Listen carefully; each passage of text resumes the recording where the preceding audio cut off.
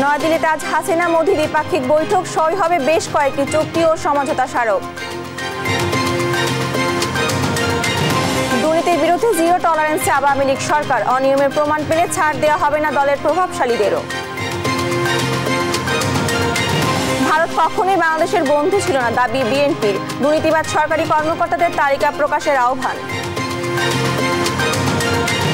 বন্যায় সুনামগঞ্জ ও মৌলভীবাজারে কিছুটা উন্নতি, তিস্তার পানি বেড়ে প্লাবিত রংপুর, কুড়িগ্রাম ও লালমনিরহাটের চরাঞ্চল। এবং সুপার 8-এ ওয়েস্ট ইন্ডিজের বিপক্ষে কোণঠাসা যুক্তরাষ্ট্র, রাতে ভারতের বিপক্ষে নামবে বাংলাদেশ, সেমিফাইনাল নিশ্চিতে জয়ের বিকল্প নেই।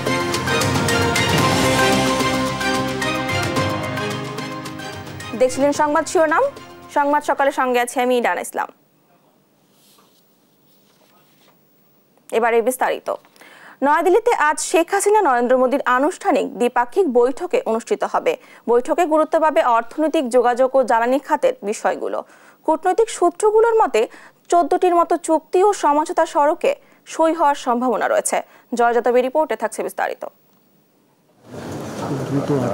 ভারতের প্রধানমন্ত্রী নরেন্দ্র মোদীর আমন্ত্রণে তার শপথ অনুষ্ঠানে যোগ দেওয়ার 15 দিনের ব্যবধানে এবার রাষ্ট্রীয় সফরে ভারত গেছেন প্রধানমন্ত্রী শেখ হাসিনা। শুক্রবার দুপুর 2টায় বাংলাদেশ বিমানের বিশেষ ফ্লাইটে দিল্লির উদ্দেশ্যে রওনা দেন তিনি। বিকাল 4:15টার দিকে দিল্লির পালাম বিমানবন্দরে তাকে স্বাগত জানান ভারতের পররাষ্ট্র ও পরিবেশ বিষয়ক প্রতিমন্ত্রী কীর্তিবর্ধন সিং। সন্ধ্যা 6:30টায় প্রধানমন্ত্রীর সঙ্গে তাজ হোটেলে সাক্ষাৎ করেন ভারতের পররাষ্ট্রমন্ত্রী সুব্রহ্মণ্যম জয়শঙ্কর। শনিবার সকাল থেকেই ব্যস্ত সময় পার করবেন প্রধানমন্ত্রী। সকাল 9টায় রাষ্ট্রপতি ভবনে প্রধানমন্ত্রীকে দেওয়া হবে লাল গালিচা সংবর্ধনা, জানানো হবে সশস্ত্র সালাম। এ সময় গার্ড অব অনার পরিদর্শন করবেন প্রধানমন্ত্রী শেখ হাসিনা। বাজানো হবে দুই দেশের জাতীয় সঙ্গীত। পরে রাজঘাটে ভারতের জাতির পিতা মহাত্মা গান্ধীর সমাধিসৌধে শ্রদ্ধা নিবেদন করবেন প্রধানমন্ত্রী। হায়দ্রাবাদ হাউসে আনুষ্ঠানিকভাবে ভারতের প্রধানমন্ত্রী নরেন্দ্র মোদীর সঙ্গে একান্ত বৈঠক করবেন প্রধানমন্ত্রী শেখ হাসিনা। পরে দ্বিপাক্ষিক বৈঠকে দুই দেশের প্রতিনিধি দলের নেতৃত্ব দেবেন দুই সরকার প্রধান। এ সময় সমঝোতা স্মারক ও চুক্তি স্বাক্ষর অনুষ্ঠান প্রত্যক্ষ করবেন প্রধানমন্ত্রী শেখ হাসিনা ও প্রধানমন্ত্রী নরেন্দ্র মোদী। এরপর যৌথ বিবৃতি দেবেন দুই প্রধানমন্ত্রী। দুপুরে প্রধানমন্ত্রীর সম্মানে রাষ্ট্রীয় মধ্যাহ্নভোজে অংশ নেবেন প্রধানমন্ত্রী শেখ হাসিনা। বিকালে ভারতের উপরাষ্ট্রপতি জগদীপ ধনখড়ের সঙ্গে সৌজন্য সাক্ষাৎ করবেন প্রধানমন্ত্রী। পরে রাষ্ট্রপতি ভবনে ভারতের রাষ্ট্রপতি দ্রৌপদী মুর্মুর সঙ্গে একান্তে সাক্ষাৎ করবেন প্রধানমন্ত্রী শেখ হাসিনা। সন্ধ্যা 6টায় বাংলাদেশ বিমানের বিশেষ ফ্লাইটে প্রধানমন্ত্রীর দেশে ফেরার কথা রয়েছে। জয় যাদব, দেশ টিভি, ঢাকা। যে কোনো ধরনের দুর্নীতির বিরুদ্ধে জিরো টলারেন্সের সরকার। দলের কোনো প্রভাবশালীও অনিয়মে জড়ালে কোনো ছাড় নেই, সাফ জবাব দলীয় প্রধানের। আওয়ামী লীগের কেন্দ্রীয় নেতারা বলছেন, অভিযোগ প্রমাণিত হলে অবশ্যই কঠোর শাস্তির মুখোমুখি হতে হবে। তৌফিক মাহমুদ মুন্না রিপোর্টে থাকছে বিস্তারিত। দ্বাদশ জাতীয় নির্বাচনে জয়লাভ করে টানা চতুর্থবারের মতো সরকার গঠন করে আওয়ামী লীগ। সরকার গঠনের পরপরই সাবেক আইজিপি বেনজির আহমেদ এবং সাবেক সেনাপ্রধান জেনারেল আজিজের বিরুদ্ধে দুর্নীতির অভিযোগ ওঠে। দেশ টিভির অনুসন্ধানে উঠে আসে আওয়ামী লীগের বিভিন্ন পর্যায়ের নেতাদের দুর্নীতির চিত্র। ক্ষমতার অপব্যবহার করে মাত্র কয়েক বছরের শূন্য থেকে হাজার কোটি টাকার মালিক হয়েছেন এসব নেতারা। দলীয় সদস্য সম্পাদক জানান, দুদক দিয়ে তদন্ত করে এদের বিরুদ্ধে ব্যবস্থা নেওয়া হবে। আপনারা যে যাদেরকে দুর্নীতিবাজ ভাবছে তালিকাটা দেন, আমরা দুদককে বলবো তদন্ত। এমন বাস্তবতায় আওয়ামী লীগের কেন্দ্রীয় নেতারা সাফ জানালেন, দুর্নীতি নিয়ে কোনো ছাড় নেই। দলীয় প্রধানের কড়া নির্দেশ দুর্নীতির বিরুদ্ধে। মাননীয় নেত্রী শেখ হাসিনা, আমাদের পার্টির সভাপতি শেখ হাসিনার লক্ষ্য স্থির করেছিলেন যে দুর্নীতির বিরুদ্ধে সুনীতি প্রতিষ্ঠার জন্য। কাজেই দুর্নীতির বিরুদ্ধে কার্যক্রম তো চলমান। এক্ষেত্রে আমি একটি কথা বলে রাখতে চাই, সেটি হলো যে আওয়ামী লীগ কোনো দুর্নীতিকে প্রশ্রয় দেয় না বা আশ্রয় দেয় না। আমাদের নেত্রীর যে ডিক্লারেশন যে দুর্নীতির বিরুদ্ধে জিরো টলারেন্স, অতএব দুর্নীতি যে কেউ করতে পারে, যে কেউ করতে পারে মানেই যে পার পেয়ে যাবে এটা না। কারণ বেনজির আহমেদ কিংবা আমাদের আজিজ সাহেবের মতো তারা ক্ষমতাসীন মানুষ, তারাই ছাড় পাচ্ছে না। অতএব এর চেয়েও বেশি ক্ষমতাসীন কেউ আছে, তারা পার পেয়ে যাবে, এটা ধরে নেওয়ার কোনো কারণ নাই। অতএব দুর্নীতি কেউ করতেই পারে, এটা তার নিজ দায়িত্বে, তবে শেখ হাসিনা কাউকে ছাড় দেবেন না। দল হোক বা দলের বাইরের হোক, যেই যত প্রভাবশালী হোক না কেন, অভিযোগ প্রমাণ হলেই ব্যবস্থা নেবেন বলছেন নেতারা। দুর্নীতির অভিযোগ যে কারো বিরুদ্ধেই আসতে পারে এবং আসতে পারে, সেটি তদন্ত সাপেক্ষে যদি তিনি দোষী সাব্যস্ত হন তাহলে চলমান আইন অনুযায়ী তার ব্যবস্থা হবে। এক্ষেত্রে দলের পক্ষ থেকে কাউকে কোনো প্রশ্রয় দেওয়ার কোনো সুযোগ নেই, বা আমাদের দল কাউকে এ ধরনের কিছু করবে না। দলগতভাবে সুনির্দিষ্ট যদি কারোর বিরুদ্ধে কোনো অভিযোগ যদি আসে, সেই অভিযোগ যদি প্রমাণ হয়, আমার গঠনতন্ত্রের মধ্যে তাদের বিরুদ্ধে ব্যবস্থা নেওয়ার সুনির্দিষ্ট ধারা আছে। অতএব সেই ধারা অনুযায়ী তাদের বিরুদ্ধে ব্যবস্থা হবে এবং কোনো কিছুই তদন্ত না করেই একটা নিউজ হইলো সেটা সত্যতা যাচাই না করেই কোনো সিদ্ধান্ত, এটা হবে না। তারা আরো বলছেন, নির্বাচনী ইশতেহার অনুযায়ী দুর্নীতিমুক্ত স্মার্ট বাংলাদেশ গড়তে চায় ক্ষমতাসীন আওয়ামী লীগ। তৌফিক মাহমুদ মুন্না, দেশ টিভি, ঢাকা।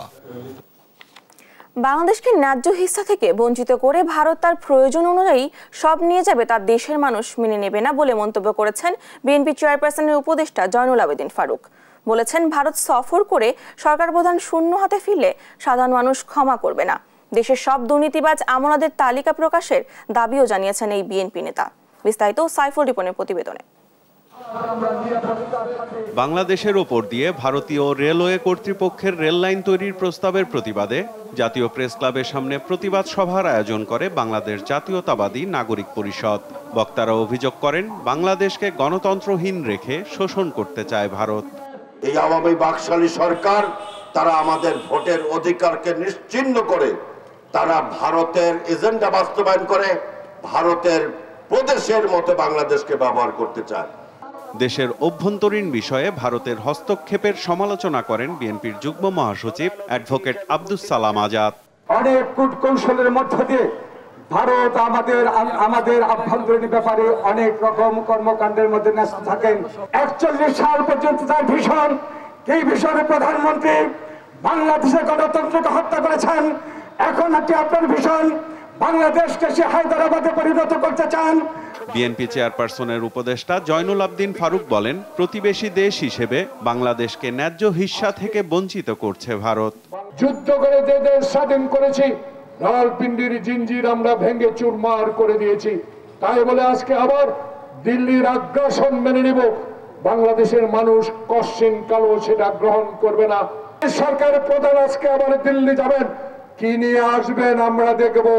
এবার খালি হাতে আসলে কিন্তু জনগণ আপনাকে আর ক্ষমা করবে না। অন্যায়ভাবে সরকারের আমলা কর্মকর্তাদের দিয়ে দমন পীড়নের মধ্য দিয়ে আওয়ামী লীগ সরকার টিকে আছে বলেও মন্তব্য করেন জয়নুল আবেদিন ফারুক। আজিজ বেনজির আসাদুজ্জামান, আপনারা এখন কোথায়? আপনারা যাকে সহযোগিতা করেছেন বিনা ভোটে এমপি হতে, মন্ত্রী হতে, রাষ্ট্র পরিচালনা করতে, তারাই আজকে বলে আপনাদের বিচার করা হবে। তাই আহ্বান জানাবো, যারা এখনো দুর্নীতিবাজ আমলা এখনো চাকরিতে আছেন, অনুগ্রহ করে তাদের লিস্ট বাংলাদেশে তুলে ধরুন। চাকরি গেলে, অফিসারে গেলে বলবেন তার বিচারের আওতায় হবে। এখন কেন করা হচ্ছে না? বিশেষ ব্যক্তিকে খুশি করতে হাওরে অপরিকল্পিত উন্নয়ন কর্মকাণ্ডে সিলেট অঞ্চলে জলাবদ্ধতায় সাধারণ মানুষ দুর্বিষহ জীবন কাটাচ্ছে বলেও অভিযোগ করেন বিএনপি চেয়ারপারসনের এই উপদেষ্টা। কিশোরগঞ্জে একটি বাঁধ নির্মাণ করে বাংলাদেশের আজকে অগণিত মানুষকে পানিতে ডুবিয়ে দিচ্ছে, সে ব্যক্তি বিশেষকে খুশি করার জন্য বাঁধ। সাইফুল রিপন, দেশ টিভি, ঢাকা। বৃষ্টি না হয় পাহাড়ি ঢলের পানি কম আসায় নদ নদীর পানি হ্রাস পেয়ে কিছুটা উন্নতি হয়েছে সিলেট, সুনামগঞ্জ ও মৌলভীবাজারের বন্যা পরিস্থিতির। তবে নিম্নাঞ্চলে বেড়েছে দুর্ভোগ। অনেক রাস্তাঘাট ও ঘরবাড়ি এখনও পানিতে নিমজ্জিত। সড়ক তলিয়ে যাওয়ায় যোগাযোগ বিচ্ছিন্ন অনেক এলাকায়। এদিকে তিস্তা ধওলার পানি বেড়ে লালমনিরহাট ও কুড়িগ্রামে প্লাবিত হয়েছে নিম্নাঞ্চল ও চরাঞ্চল। বৃষ্টি না থামলে বন্যা পরিস্থিতি আরও অবনতি হতে পারে বলে বলছে বন্যা সতর্কীকরণ কেন্দ্র। সহকর্মীদের তথ্যচিত্রে আরও জানাচ্ছেন শুভশ্রী রায়। চাউল ডাউল যা আছে সবগুলো আমরা বিজি গেছে কি এখন খানির দানির খুব সমস্যা ওর আমরা মাঝে কোনো রান্না বাড়ি যান না, খাওয়া যান না, টাকা যান না, ঘর থাকি বারোনি যান না, উপাস পানি উঠি গেছে ঘর আমি রাস্তার ফলে চিন্তা কর বানাইছি। নিজেদের দুর্ভোগের কথা এভাবেই জানাচ্ছেন বানভাসী মানুষ। গেল দুদিন ধরে চুলা জ্বালাতে না পারায় অনাহার অর্ধাহারে দিন কাটছে অনেকের। পানিতে নিমজ্জিত উঠান ঘরবাড়ি, কোমর সমান পানি সড়কে যানবাহনের পরিবর্তে রাস্তায় চলছে নৌকা। বৃষ্টি না হয় ও পাহাড়ি ঢলের পানি কমে আসায় সুনামগঞ্জের সুরমা নদীর পানি কমে বন্যা পরিস্থিতির কিছুটা উন্নতি হলেও নিম্নাঞ্চলে বেড়েছে দুর্ভোগ। এখনও পানিবন্দী 11 উপজেলার প্রায় 9 লাখ মানুষ। প্লাবিত হয়েছে জেলা 3টি পৌরসভা, 88টি ইউনিয়নের 1306টি গ্রাম। দেখা দিয়েছে খাবার পানির সংকট। আশ্রয়কেন্দ্রে ঠাঁই নিয়েছে 24,000 মানুষ। গ্রামীণ সড়ক ডুবে যাওয়ায় যোগাযোগ বিচ্ছিন্ন রয়েছে এইসব এলাকায়।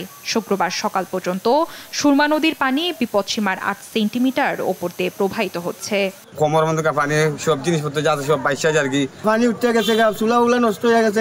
এখন আমরা কিভাবে খাইবো? মৌলভীবাজারে পানিবন্দী 474টি গ্রামের 3 লাখ মানুষ। তলিয়েছে ফসল, ভেসে গেছে পুকুরের মাছ। অনেকেই আশ্রয় নিয়েছে রাস্তার পাশে উঁচু এলাকায়। চরম দুর্ভোগে দিন কাটছে দুর্গতদের। মানুষ পানিবন্দী আছে, এখনো স্কুল আশ্রয় কেন্দ্রত বহু মানুষ। শুক্রবার ভোর 6টা পর্যন্ত রেকর্ড করা তথ্য অনুযায়ী মনু নদীর পানি বিপদসীমার 28 সেন্টিমিটার উপর দিয়ে ও ধলাই নদীর পানি বিপদসীমার 195 সেন্টিমিটার নিচ দিয়ে প্রবাহিত হচ্ছে। জুড়ি নদীর পানি বিপদসীমা 209 সেন্টিমিটার উপর দিয়ে প্রবাহিত হয়। অপরিবর্তিত রয়েছে জেলার বড়রেখা, জুড়ি ও কুলাউড়া উপজেলার বন্যা পরিস্থিতি। এদিকে উজানের ঢল ও টানা বৃষ্টিতে তিস্তার পানি বেড়ে প্লাবিত হয়েছে রংপুর, কুড়িগ্রাম, লালমনিরহাটের চরাঞ্চল ও নিম্নাঞ্চল। তলিয়ে গেছে ধান, বাদাম ও বিভিন্ন ফসলসহ রাস্তাঘাট। চলাচলে দেখা দিয়েছে চরম দুর্ভোগ। সৃষ্টি হয়েছে বিশুদ্ধ খাবার পানির সংকট।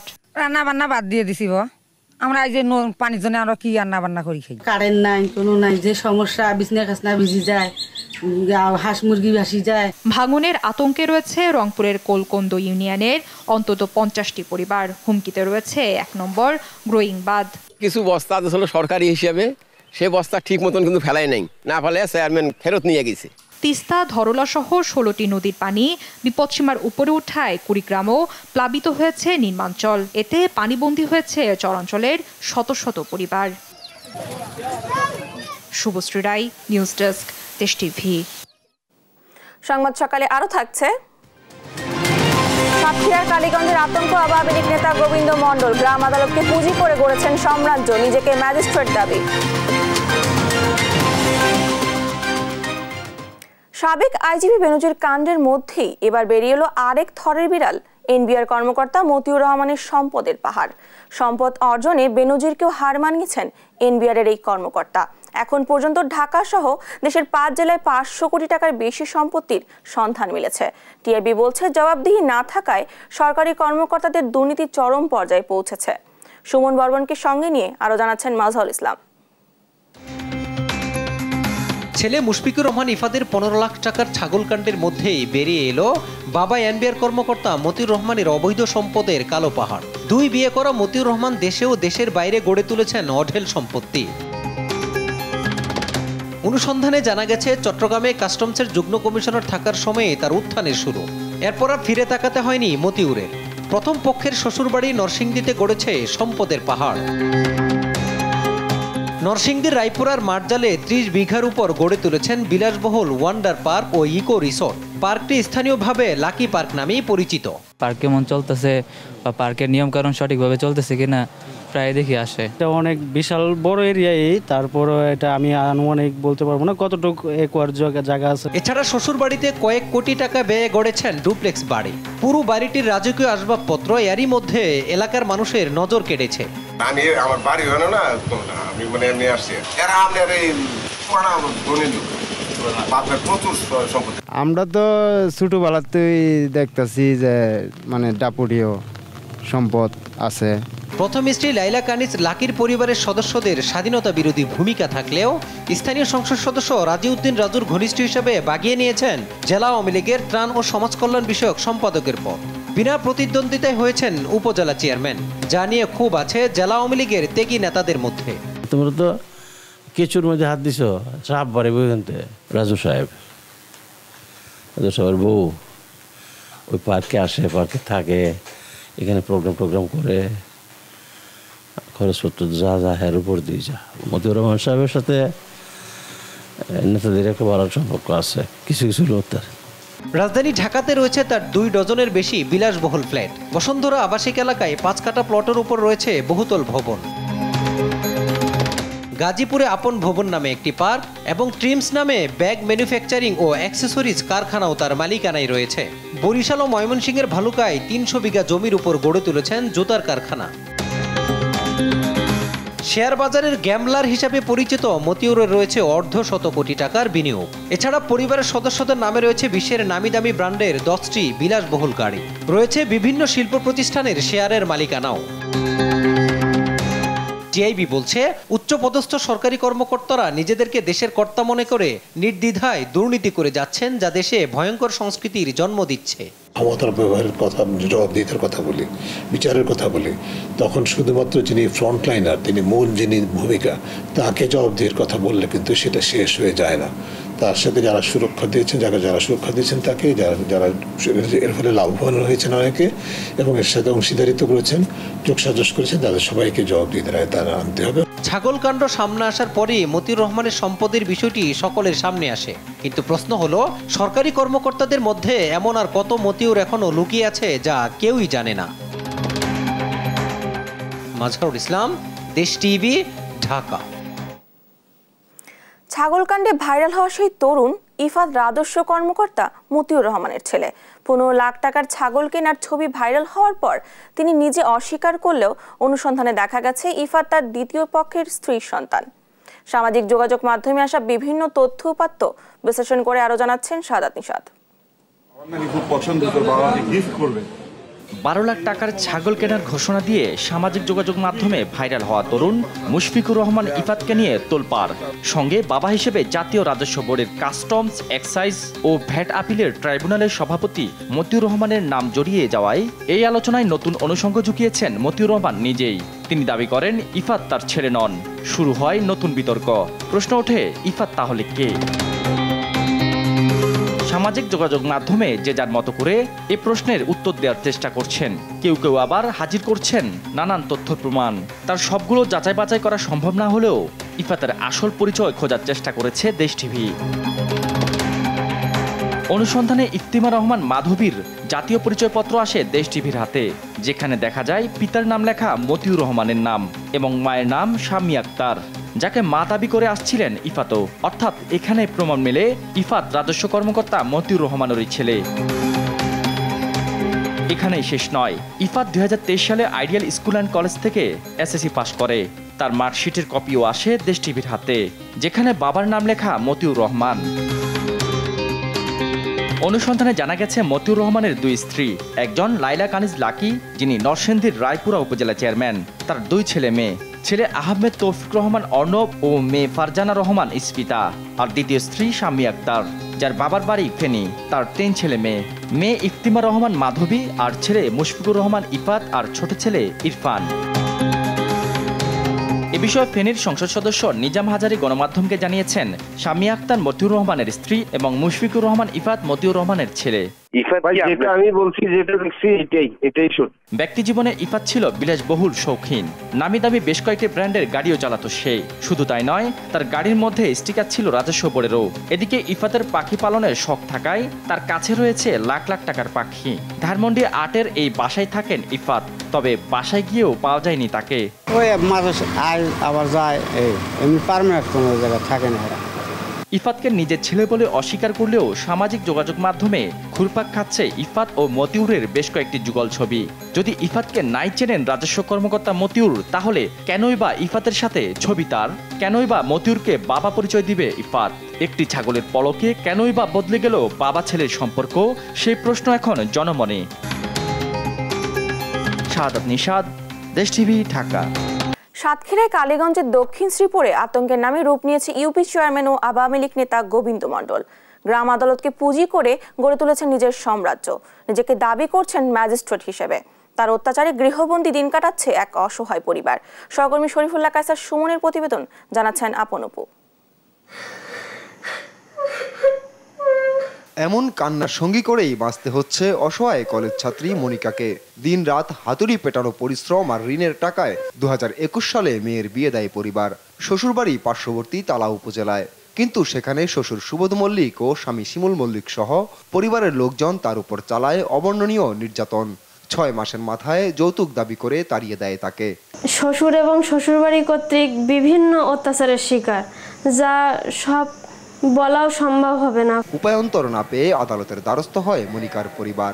এরই মধ্যে মনিকার শ্বশুরবাড়ির সঙ্গে আঁতাত করে ইউপি চেয়ারম্যান ও আওয়ামী লীগ নেতা গোবিন্দ চন্দ্র মণ্ডল। হুমকি দিতে থাকে মামলা তুলে নেওয়ার জন্য। নিজেই গ্রাম আদালতে বিচার ডাকে, তাতে সাড়া না দেয় বিভিন্নভাবে হয়রানি ও হুমকি দিয়ে যাচ্ছে এই আওয়ামী লীগ নেতা। গোবিন্দ মণ্ডল হুমকি দিচ্ছে, এখানে কি করে থাকিস, তারপরে আমার পরিষদে আসা লাগে কিনা তোর, দেখি আমি তো আমার কলমে কত জোর আছে, আমি তোর দেখবো, এরকম বিভিন্ন রকম কথা বলতেছে। আমাদের বিভিন্নভাবে হুমকি দিয়েছে। আমি এখন নিরাপত্তা চাই। নারী ও শিশু নির্যাতন দমন বিশেষ ট্রাইব্যুনালে বিচারাধীন মামলার পরও সেই বিষয় নিয়ে বিচার ডেকে নিজেকেই ম্যাজিস্ট্রেট দাবি করে বসেন এই ইউপি চেয়ারম্যান। তো ওরা যদি অভিযোগ করি থাকে সেটা আমার সঙ্গে এসে বলবে, কি আমার এটা দেখাবে যে আমি এই দেখেন কেস করেছি তো নারী শিশু কোর্টে, আমার এখানে আর আমি আর হাজির হতে চাচ্ছি। তাই বললাম শোনেন, আপনাদের জন্য একটা কোর্ট, আমারও একটা গ্রাম আদালত, এটাও আমি গ্রাম আদালতের আমি ম্যাজিস্ট্রেট। এই গোবিন্দ মণ্ডল একাধিকবার ভোটে পরাজিত হলেও এবার জয় পাওয়ার পরপরই মরিয়া হয়ে ওঠে আধিপত্য বিস্তার করতে। অসহায় ও দুস্থ পরিবারের উপর সুযোগ পেলেই চালায় নির্যাতন। তার ভয়ে গৃহবন্দী মনিকার পরিবার। গোবিন্দের এমন কর্মকাণ্ডে হতবাক মানবাধিকার কর্মীরাও। আদালতের বিষয়ভুক্ত মামলাকে কিভাবে তিনি প্রভাবিত করতে পারেন এবং কিভাবে নিজের হাতে বিচার নিতে পারেন, আইন নিতে পারেন, এটি আসলে আজকের দিনে বোধগম্য না। ইউপি চেয়ারম্যান গোবিন্দের এমন কর্মকাণ্ডকে আদালত অবমাননাকর বলছেন এই আইনি কর্মকর্তা। উচ্চ আদালতে মামলা চলাকালীন সময় নিম্ন আদালত কোনো নোটিশ করতে পারবেন না বা বিচার করতে পারবেন না, কোনো কিছুই করতে পারবেন না। এটা জানা সত্ত্বেও তিনি জোরপূর্বক ঈর্ষান্বিত হয়ে তাদের প্রতি এরকম ধরনের নোংরামি আচরণ করছেন। আমরা এটাকে খুবই দুঃখজনক বলে মনে করি। আইন আদালত ও প্রশাসনকে বৃদ্ধাঙ্গুলি দেখানো এই চেয়ারম্যানকে আইনের আওতায় নিয়ে দৃষ্টান্তমূলক শাস্তির দাবি জানায় অসহায় পরিবারটি। নিউজ ডেস্ক, দেশ টিভি। সংবাদ সকালে আরো থাকছে।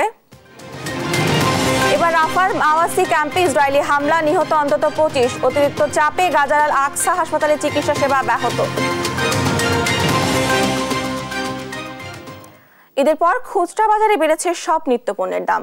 এতে বেকায়দায় নিম্ন মধ্য আয়ের মানুষ। আরো জানাতে গাজীপুর থেকে যুক্ত হচ্ছেন সহকর্মী নজরুল ইসলাম। নজরুল, ঈদের পরের নিত্যপণ্যের দাম কেমন দেখছেন, কি বলছেন ক্রেতা বিক্রেতারা, আমাদেরকে জানাবেন। আপনি জানেন যে বর্ষা কিংবা বৃষ্টি নানা অজুহাতে কিন্তু গাজীপুরের যে বাজারগুলো আছে, মানে এই ব্যবসায়ী সিন্ডিকেট যারা রয়েছেন তারা কিন্তু বাড়িয়ে রেখেছেন। অর্থাৎ সারা বছরের মতন এখনো কিন্তু বাজার পরিস্থিতি, নিম্ন আয়ের মানুষ যারা রয়েছে তারা কিন্তু ক্রয় ক্ষমতার বাইরেই রয়েছে সবকিছু। অর্থাৎ এখানে কিন্তু ডিম থেকে শুরু করে মাছ মাংস যা কিছু আছে সে পূর্বের দামেই রয়েছে। কাঁচামরিচের দাম কিন্তু দ্বিগুণ গুণ বেড়েছে এবং আপনার সব জায়গায় কিন্তু এই অবস্থা বিরাজ করছে। তো ব্রয়লার মুরগি যেটা রয়েছে সেই ব্রয়লার মুরগি কিন্তু এখন আজকের যে বাজার সে বাজারে কিন্তু 180 টাকা দরে বিক্রি হচ্ছে এবং ঈদের মধ্যে 200 টাকা 220 টাকা বিক্রি করলো ব্রয়লার মুরগিটা কিন্তু 20 টাকা কম রয়েছে বাজার মূল্য। তো এইভাবেই কিন্তু গাজীপুরের যে বাজার ব্যবস্থাটা রয়েছে সেই বাজার ব্যবস্থাটা আমরা দেখতে পেয়েছি যে এখানে কিন্তু নিম্ন আয়ের যে মানুষ রয়েছেন তাদের কিন্তু ক্রয় ক্ষমতার বাইরে রয়েছেন। তো এই ব্যাপারে যদি আমরা একটু কথা বলতে চাই যে বাজার কমিটির যে সভাপতি আছে, অর্থাৎ এখানে যে মালিক গ্রুপের সভাপতি আব্দুল সুবহান, ওনার কাছে আমরা জানতে চাইবো যে বাজার পরিস্থিতি এরকম মানে হওয়ার কারণটা কি, বর্ষা কিংবা শীত একটা নানা অজুহাতেই কিন্তু বাড়িয়ে দেয়। তো আপনারা এই ব্যাপারে মানে কোনো করণীয় আছে কিনা আপনাদের? বিসমিল্লাহির রহমানির রহিম। আমরা সবসময় চেষ্টা করি যেন আমাদের এই বাজারটিতে যেন দ্রব্যমূল্য মানুষের ক্রয় ক্ষমতার বাইরে না যায়। এখন ঈদভাঙ্গা বাজার, আপনারা দেখেছেন যে মুরগির বাজার অনেকটাই কমে গিয়েছে শাকসবজি যেগুলো রয়েছে সেগুলোর দাম কমে গেছে, ক্রেতারা ওরকম উপস্থিত নাই। তারপর আমরা সবসময় চাই যেন আমাদের এই বাজারটি আমাদের নিয়ন্ত্রণে থাকে। আমরা সবসময় মনিটরিং করি। আমাদের সাধারণ সম্পাদক, সাংগঠনিক সম্পাদক সুলতান আহমেদ মণ্ডল, সাধারণ সম্পাদক শাহজাহান খন্দকার, তারা একটি মনিটরিং কমিটি করে দিয়েছে। তারা প্রতিদিনই পরিদর্শন করছে। আমরা দেখতে পেয়েছি যে মশলার যে দাম বৃদ্ধি পেয়েছিল, আমরা যখন টিভিতে লাইভ দিয়েছে দেশ টিভিতে, তখন দেখা যাচ্ছে যে আমরা যখন রিসিভ চেয়েছি তখন মশলার দামটা নিয়ন্ত্রণে এসেছে। আমরা চাই সবসময় আমাদের যে বাজারটি আমরা যেন সুষ্ঠুভাবে পরিচালনা করতে পারি, যাতে এখানে কোনো প্রকারই মানুষ ভুক্তভোগী না হয়। আমরা সেইভাবেই চেষ্টা চালিয়ে যাচ্ছি। আশা করি যে আপনার যেমনটা বলছেন, বাজার কমিটির সভাপতি বলছেন যে ওনারা কিন্তু শক্ত হাতেই মনিটরিং করছেন সব বাজার ব্যবস্থা, এবং ওনারা দাবি করছেন যে বাজার আরো বাড়তে পারতো, কিন্তু ওনাদের শক্ত হাতে মনিটরিং এর কারণে কিন্তু বাজার ব্যবস্থা এখনো সেই স্থিতিশীল রয়েছে। তো এই ছিল আমার কাছে গাজীপুর কাঁচা বাজার থেকে সর্বশেষ। যাদের দুকুলে কেউই নেই, এমনকি আর্থিকভাবে অসচ্ছল যারা, তাদের জন্য দুরারোগ্য এবং ব্যয়বহুল ক্যান্সার চিকিৎসা যেন মরার উপর খাড়ার ঘা। তেমনই একজন ফেনীর ছাগলনাইয়ার তানিয়া আক্তার। টাকার অভাবে ক্যান্সারের সাথে লড়ার শেষ শক্তিটুকু নেই তার। প্রেম করে বিয়ে করায় পরিবার থেকেও ত্যায্য হন তিনি। এখন কেবল দিন গুনছেন মৃত্যুর। যদিও মনের গহীনে ছেলে মেয়ে নিয়ে হেসে খেলে বাঁচবার স্বপ্ন দেখেন তিনি। বিস্তারিত জানাতুল মোহনার প্রতিবেদনে। ক্যামেরায় ছিলেন আলমগীর রহমান।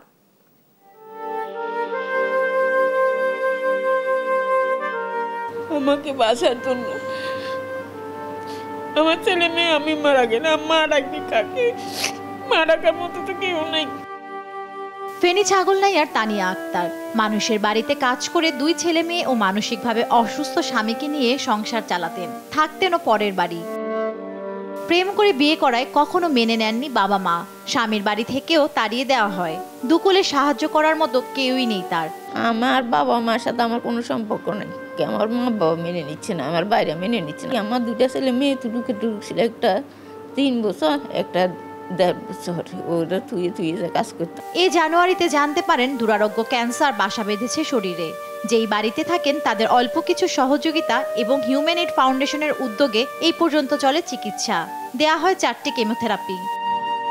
তবে এখানেই শেষ নয়, এখনো প্রয়োজন রেডিওথেরাপির, যার জন্য লাগবে 3 লক্ষ টাকা। কিন্তু তানিয়ার যে কেউই নেই সাহায্য করার মতো।